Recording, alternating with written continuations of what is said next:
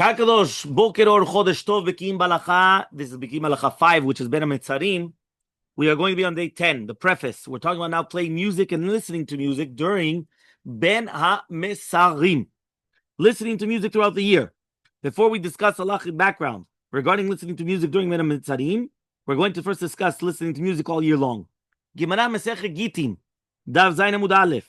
The rabbis ask Mor Ukva Barhama, what is the source of prohibition of listening to music, playing music?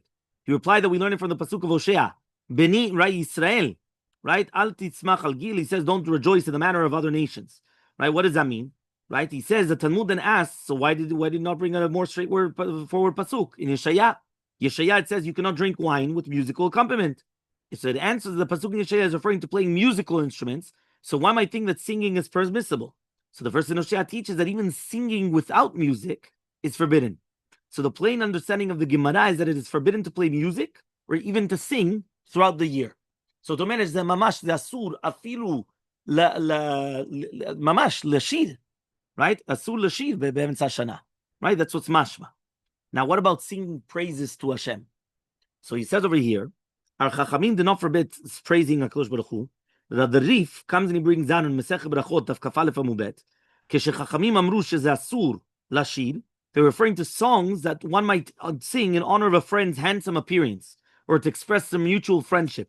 No one is restricted, however, to praise Hashem, and they're recounting all his kindness. So universal custom is to sing songs at weddings and other celebrations, and to sing them with a skill and high emotion. No rabbinical authority ever protested such a practice. So, right? Stam, how does somebody look like? He's beautiful, he's handsome, or all these things. That for sure is a sur. But he says if he's just going to sing praises for HaKadosh Baruch Hu, right? For sure that's mutar. He says they do it all the time. He says the Rambam writes as well. It's a well-established custom among all the Jews to recite songs of praises, even at parties with alcoholic beverages. It's likewise a ruling with Sefer HaEshkol, and then we have a High Gaon, the Sefer Meorot, right? The Ramban, right? Rabbeinu Aaron Aloui, Rabbeinu Nisim, the Ran, the Ritba, and Rabbeinu Yerucham. So all of them. Okay. So now what about playing musical instruments and listening to them? So the Rambam wrote that when the Beit HaMikdash was destroyed, Chachamim instituted a rule that it's forbidden to play musical instruments or to sing songs for the sake of gaiety, and it's likewise forbidden to listen to music or singing in deference to the destruction of the Beit HaMikdash. So to mean it, Omer Rambam, איך יכול להיות שיש חורבן הבית ואנחנו שרים ורוקדים וזה? How does that work? So he says, right, the Shulchan Aruch also cites this as halacha. It appears from this that although that it is permissible to sing praises to Hashem, it is forbidden to use it with a musical accompaniment. So the Orchot Chaim comes and he ruled likewise that it's forbidden to sing praises to Hashem with musical accompaniment, based on the pasuk of the prophet of what we brought down before. Yisrael al tismach kemo amim. So this makes it difficult to understand that 1 second, today everybody listens to music. So what's going on? So maybe that today we rely upon the opinion of the Meiri. The Meiri says that our sages prohibited listening to music when it's just for fun and enjoyment and not for any mitzvah. When someone praises Hashem, it is permissible even at weddings or other celebrations, as long as it's obviously there's going to be the standards of modesty. It is apparent from the psukim that this is only going to be when you're doing it for pleasure or in a modest matter. But if you're doing it to celebrate, it's going to be permitted. So now, although it appears from the Meiri that it's permissible to have a musical accompaniment when you're singing, meaning it's going to be accompanied by musical instruments, he says it's definitely clear that the Rambam Shulchan Aruch said only without music. That Rishon LeZion, he comes and he explained that those who are lenient about listening to music rely upon the Ramah, based on Rabbeinu Yaakov, the Tur, that music is forbidden only for someone who listens to it regularly every morning and every evening in the manner of royalty. And that's the opinion of Rashi, Tosfot, Rosh, and other Rishonim. Maran brings down, right, the Chilkat Yaakov, who suggested that if one listens to recording music or to the radio, one cannot see the players. So it's permissible since our sages refer to live music. Okay? But that it is as a may, it remains forbidden according to Shulchan Aruch to play musical instruments or to listen to music anytime unless it's going to be for the sake of a mitzvah. And the Or Letzion commented that although the common custom is to be lenient about listening to musical instruments all year long, the truth is that one should refrain from it following the Shulchan Aruch. One may be lenient for children and for young women. Yeah, one more time. זאת אומרת, חזרה. לשיר סתם בלי לשבח הקדוש ברוך הוא, זה אסור. If it's going to be shirim, yes. If it's going to be shirim, right, which is going to be praising HaKadosh Baruch Hu, lefi shitat Shulchan Aruch, it's a sur with live music.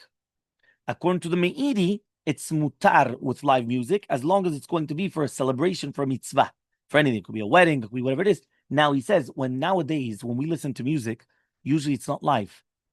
It's on a recording. So therefore, since you can't see the players, some people are lenient. The Or Letzion said you should technically be stringent, even though there are, because Shulchan Aruch is machmir, the Rambam is machmir. But he says for women and for children, you could be lenient. Okay? What about at weddings and other mitzvah celebrations?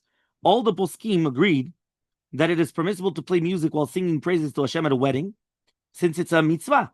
In addition to the fact that it's a mitzvah, that they're getting married, there's also the ruling of Tosfot, the Rosh, right? Rabbi Nisim, other Rishonim as well. The same applies also for any type of mitzvah celebration, which is a Pidyon Ben, which is going to be, you just Siyum Masechet. So the Meiri says, if it's going to be for the sake of mitzvah, it's permitted. The Kavachim Sofer, it's also going to be the custom matter to be lenient. Meaning any type of mitzvah, you've got bar mitzvah, you've got mitzvah though. Okay? So he says, the Yigrot Moshe says it's permissible to play music even at any mitzvah celebration.